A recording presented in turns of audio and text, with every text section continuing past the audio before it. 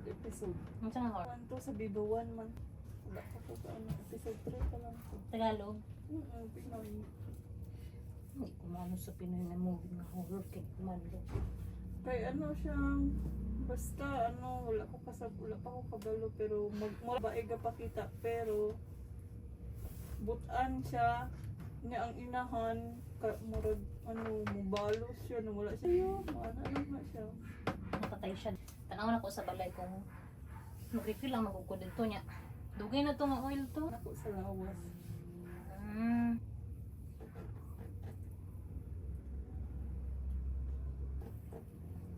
Isa, di ba? So, di ba kay bangko na isang bigan. Nagtuk lang po.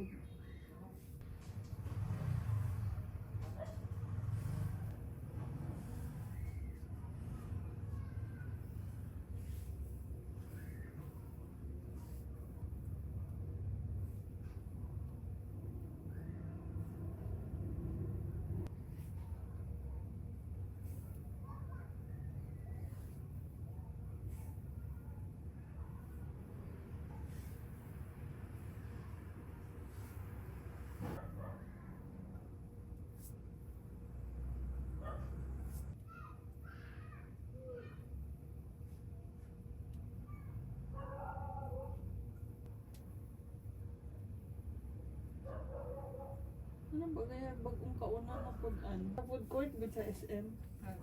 Kadagan man ka magpilian. Sige, dito tayo. Ano, Turks na shawarma rice. Ano, sa kanto katong pistachio. Kape na. Pero gamay na yung coffee. Mas creamy siya o mas ano sa pistachio. Nakatilaw. Saan na drinks? Drinks lang. Nag-order na sa food banda. Gitry na ako ba kay si Ma'am Shane. Magod nag-ano-ana. Kutilawon daw na ako ni Babe. Yan ay flavor. Pistachio. Kanang coffee lang siya nga na ay ano. Milk based Japon na siya milk.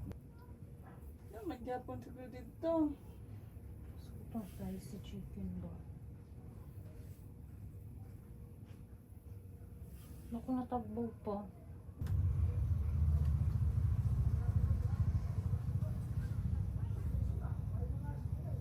Ano ato man ko na.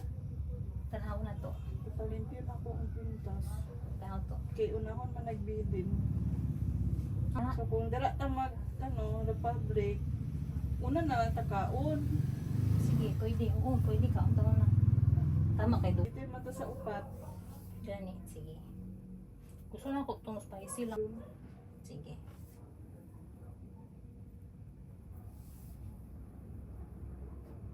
Lang tanan. Ako mag-ano siguro kung lahi na ano siguro. Pero Ako dili lang na kung cheese. katong pero dili na katong ano, tong honey glaze o tong cheese. Oo, lain. Di ko ganun At least itong honey glaze. makatilaw lang laing flavor ba. Katong wala na to natilawan. Teriyaki. Lami ng teriyaki.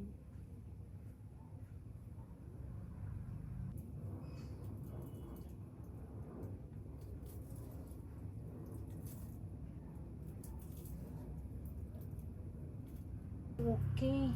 Diba? Bawal ang ano, Watson. Bawal, diba? Murag bawal sila gyapon. Paano no? Siya. O, less sweet lang na to. Sige. Katong Kaya kagaya pang sa order manggod na ako last time. Regular manggod to. Okay. Ako gina-remember gid na ako. Wala man ko katilaw sa pistachio na cake pero at least sa coffee nakatilaw ko lang. Naari cake na pistachio. Mo man na Kasi na pistachio nga chocolate na cake dira sa ano ka naman mga wala.